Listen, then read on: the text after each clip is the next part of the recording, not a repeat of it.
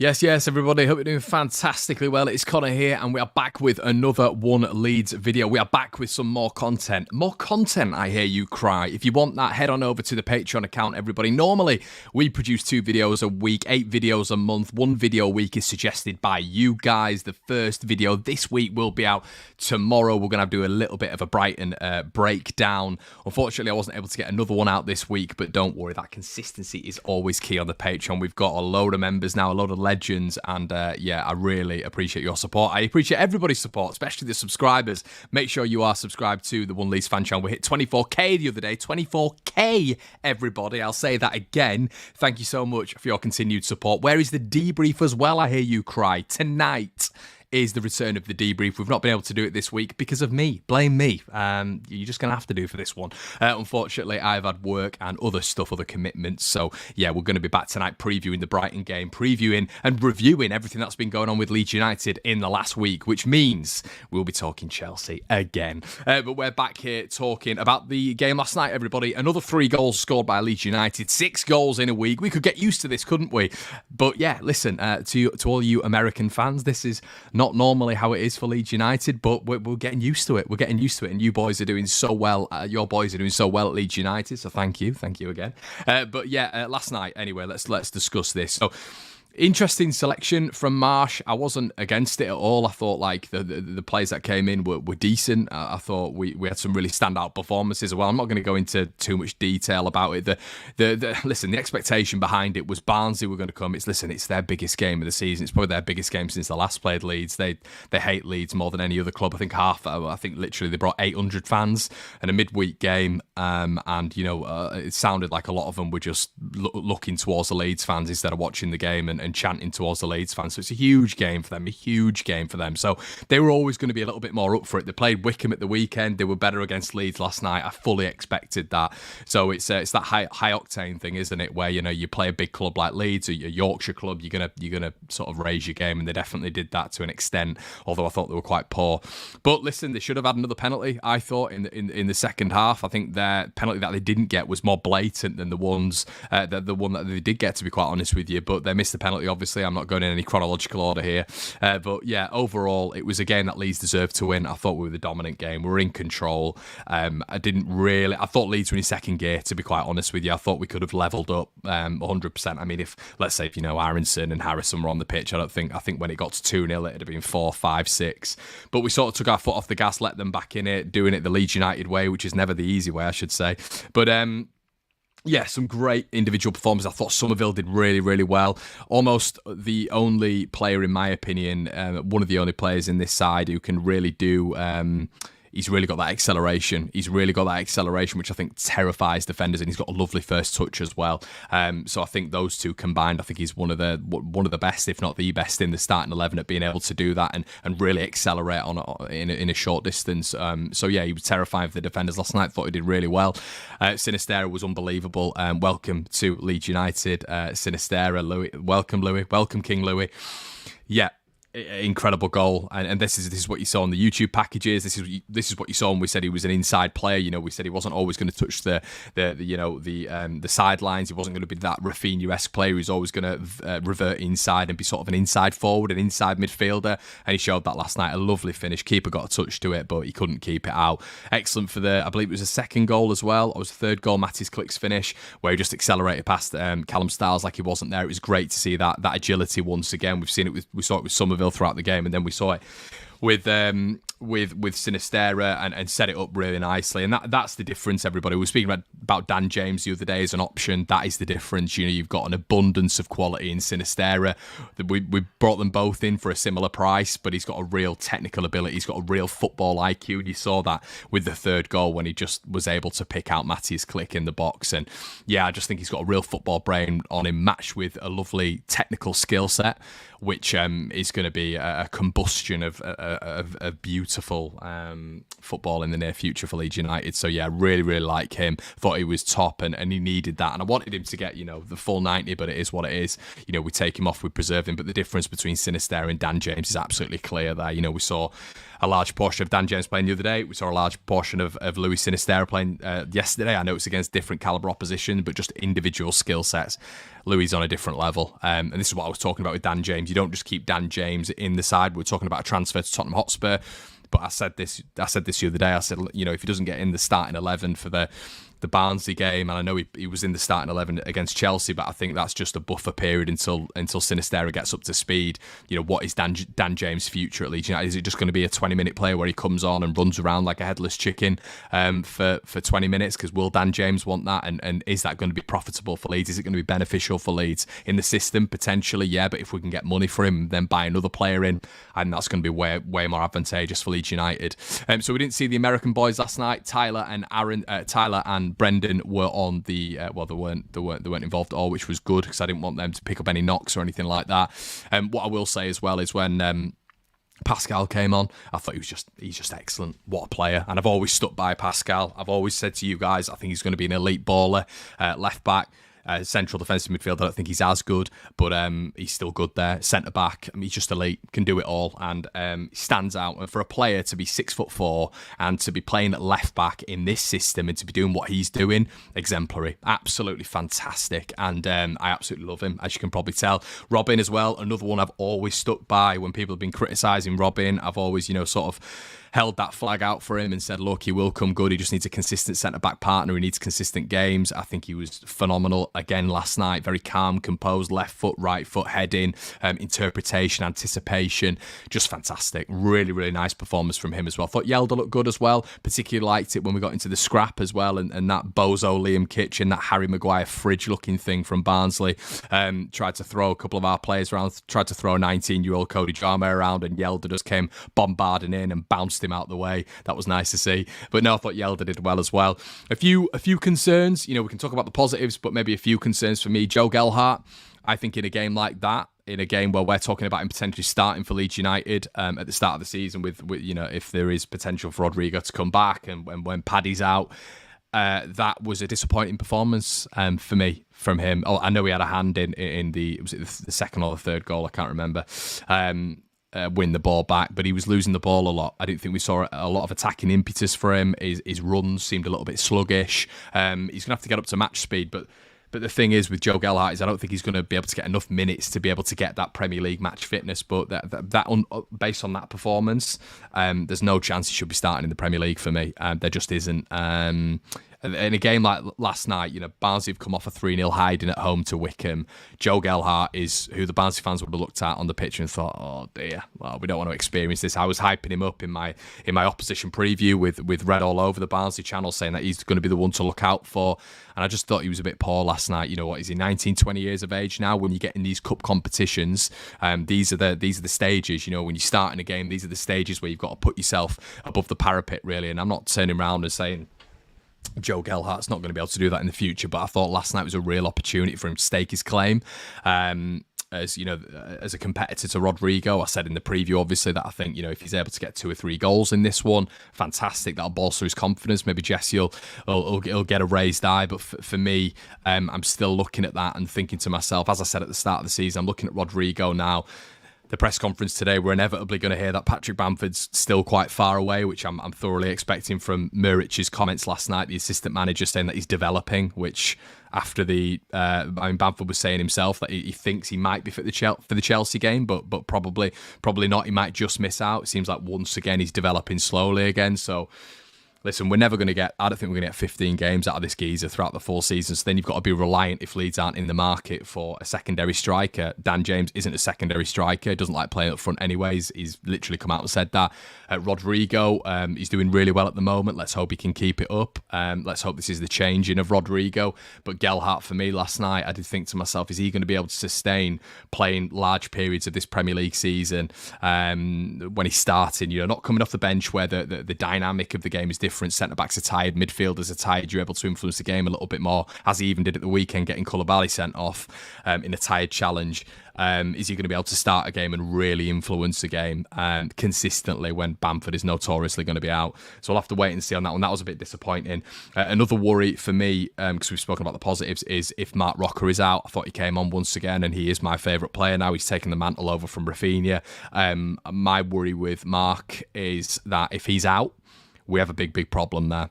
Because once again, we saw last night, what was it, a Forshaw-Greenwood pivot? There's absolutely no way, in my opinion, Greenwood is a near replacement for Mark Rocker. His distribution isn't. I think he's actually quite poor on the ball. I think his energy off the ball is very good. Hence why, system-wise, he's evidently very good. And Marsha said he adapted to the system quicker than anybody else. That's great. But that doesn't mean you're good on the ball. That just means that you've taken to the idea of the Jesse Marsh imprint quicker than anybody else. I'm not convinced on Greenwood yet. He's a young lad. He's a striker. That is his preferred position. So when you've seen him playing DM, I'm a little bit like, okay, very, very different position. You got the whole field in front of you. And I thought last night he was poor. That was a real worry. Mark Rocker came on, started dictating the game again. I thought he was magnificent when he came on. Forshaw is a very similar profile to Tyler Adams, obviously. That sort of, that sort of industrious ball-winning midfielder who can keep it ticking over. The problem is if Mark Rocker's out, I think Leeds are in trouble. There has to be, for me, and I know there's 6-7 days left, there has to be a look from the board, or if it can be Mattis Klick coming into a defensive midfield role, even though I don't think that'd work. Just because I don't think he's got that level of distribution that Mark Rocker has, which you evidently need in this system.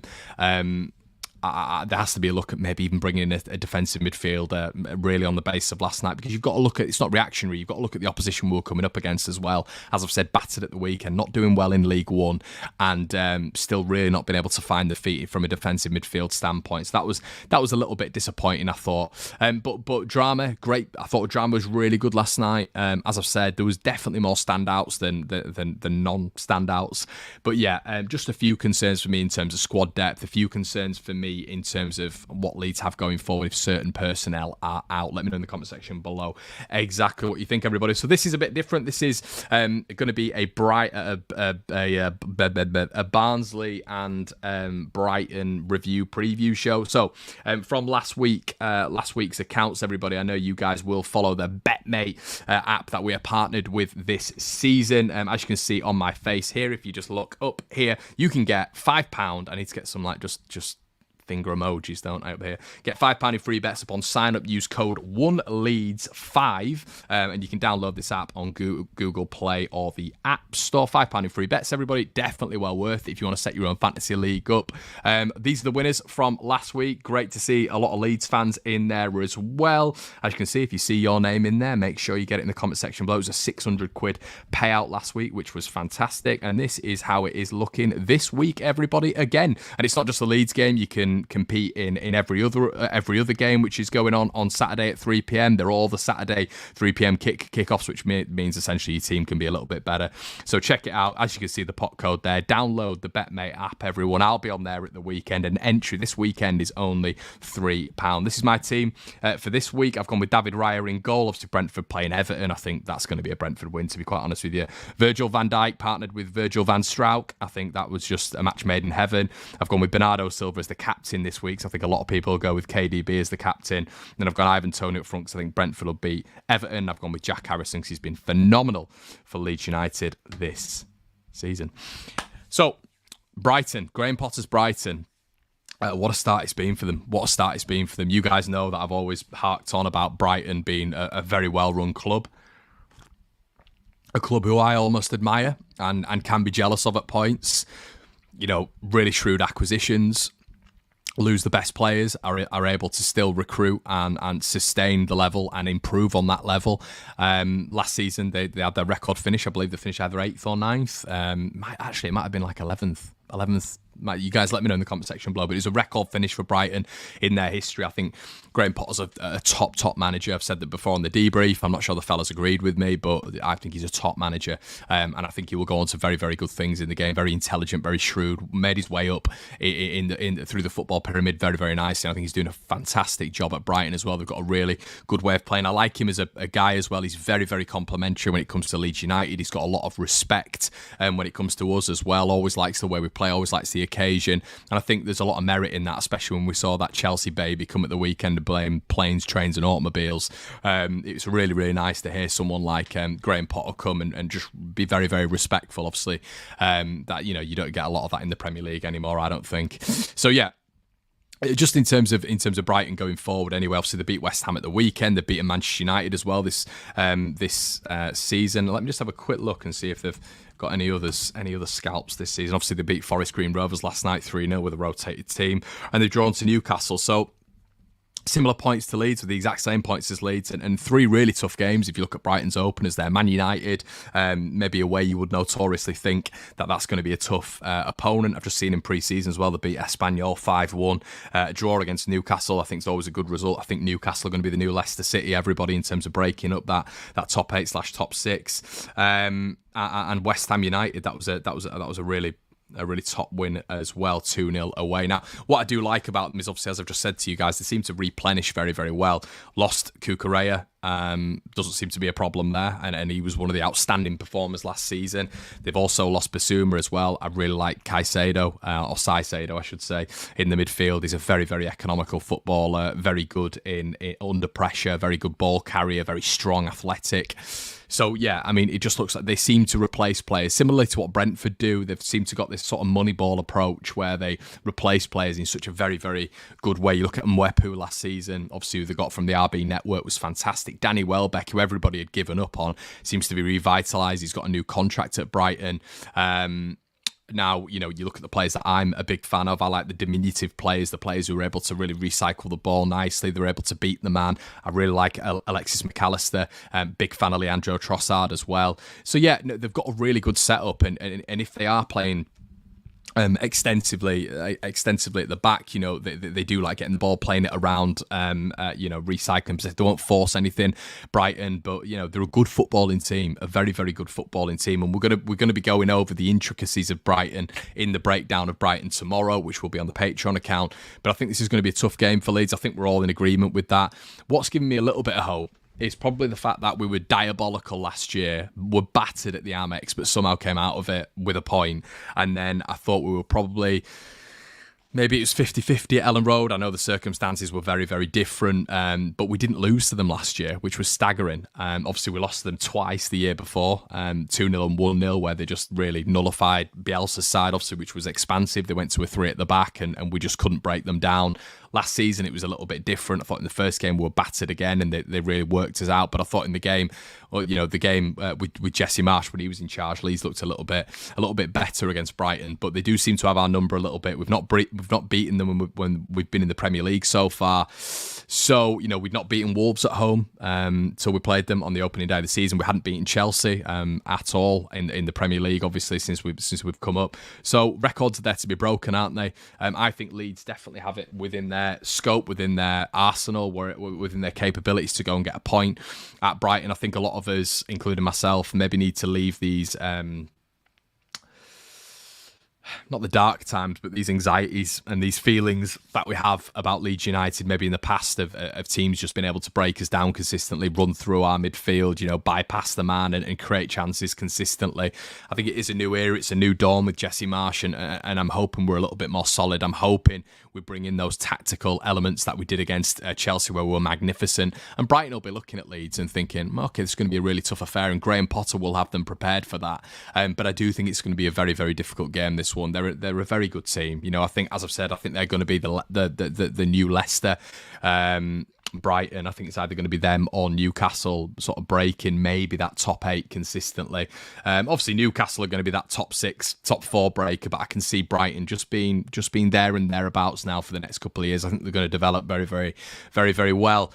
So, yeah, it would be a great result in my opinion, for Leeds to get a point. A win would be absolutely magnificent. Obviously, you've seen Newcastle. I do think they are maybe a little bit better away from home, Brighton. I've always thought that. Teams, I think, naturally think that Brighton are going to come to the stadium, and because they're playing at home, they're going to beat Brighton. It's going to be easy, but it never is. And Brighton always surprise teams with how good they are. They mauled Man United in the first game of the season. I thought they were the better team against Newcastle. And the West Ham game, West Ham were they were second best all game. So we're coming up against a real opponent here, but we did it the weekend as well.